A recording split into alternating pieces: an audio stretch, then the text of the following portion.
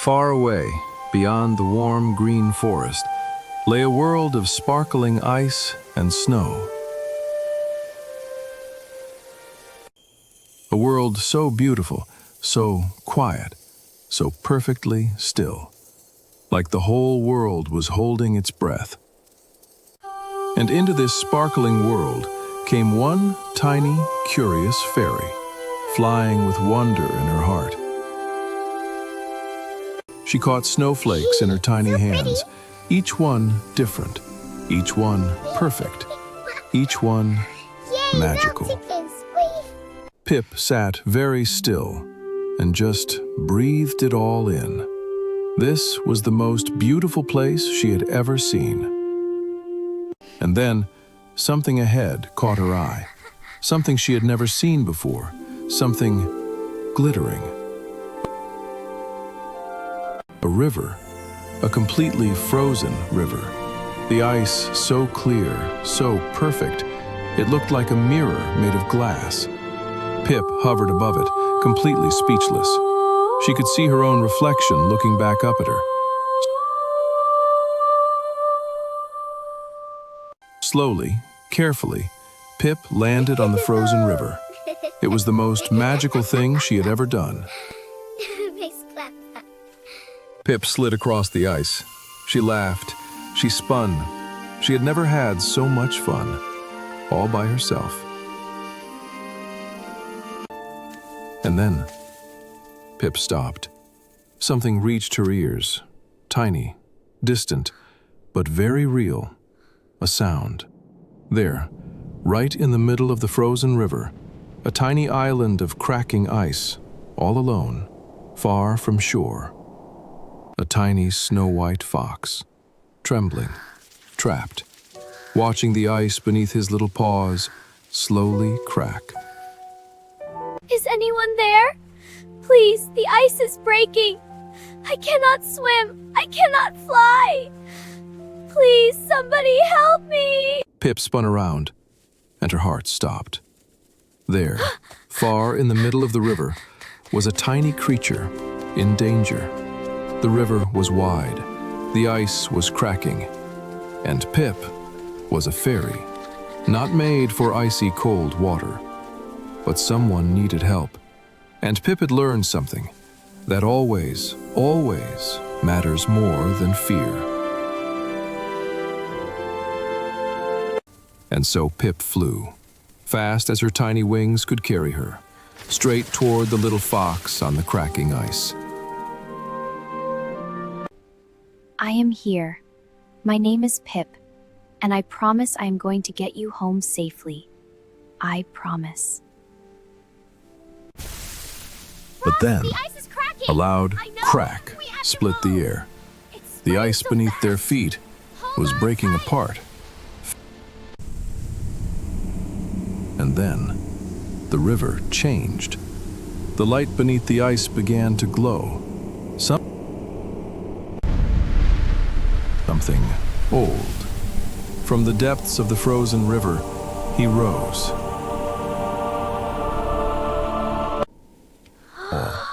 Cold, swirling with frost and silence. It pulled Frost close.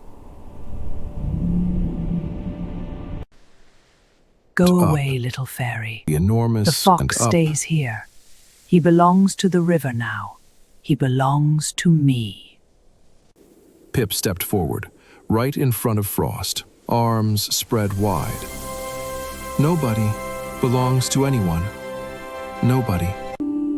Something flickered in Chill's hollow eyes, just for a moment. Something that was not cold at all. Pip looked at Chill very carefully, past the cold, past the ice. And she saw something she recognized.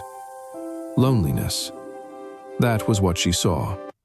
Behind all that cold and ice and power, Chill was simply lonely.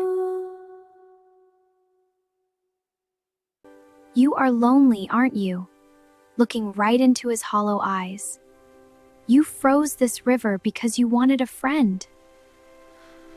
Chill did not move, did not speak. No one had ever said anything like that to him. Ever. in all his years. Every winter I freeze the river. Every winter I hope that someone will stop and stay. But no one ever does. Small and sad.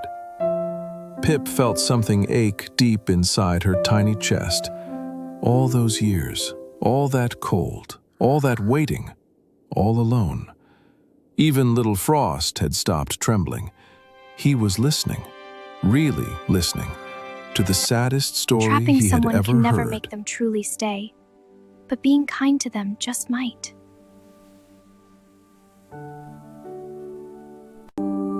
And then, something happened that had never happened before, not in all of Chill's long, cold, lonely years.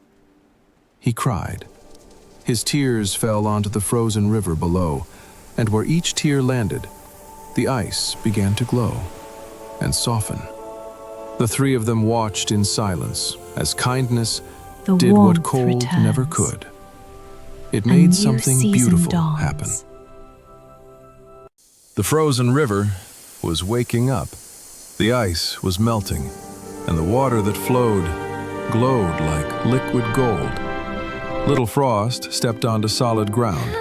He looked down at his paws and burst into the happiest tears he had ever cried.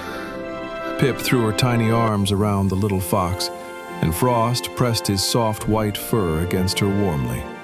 Best friends already. But Chill still hovered above, watching, alone, the way he had always been, the way he thought he would always be. Then Pip looked up, and she saw him, still there, still alone, and she knew she was not done yet. Pip looked at Frost.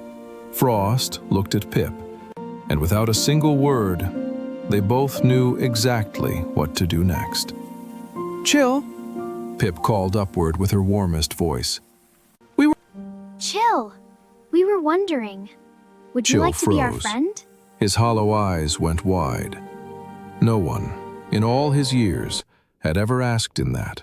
Not once, not ever. And Chill smiled.